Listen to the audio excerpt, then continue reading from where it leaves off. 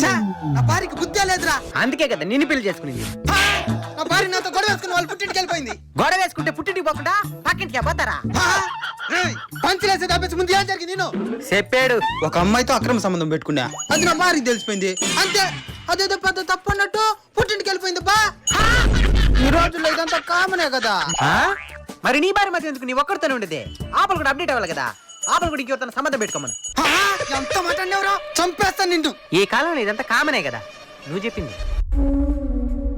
నువ్వు నీ భార్య తప్పు చేస్తుందనే ఆలోచననే తట్టుకోలేకపోతున్నావు. కానీ నువ్వు ఆల్రెడీ తప్పు చేస్తున్నావు. తప్పు చేసింది నువ్వు, తను కాదు. లైంగిక వాంఛతో ఏర్పడిన బంధం మోజు తీరింది, తొలగిపోతుంది. కానీ ఇది భార్యాభర్తల బంధం, చావుదాకా తోడుంటది.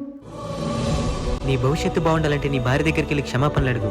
మళ్ళీ ఇలాంటి తప్పు జరగదనే హామీ ఇవ్వు. అవసరమైతే కాళ్ళు కూడా పట్టుకో, తప్పులేదు. ఇప్పుడే తన దగ్గరికి వెళ్తాను రా.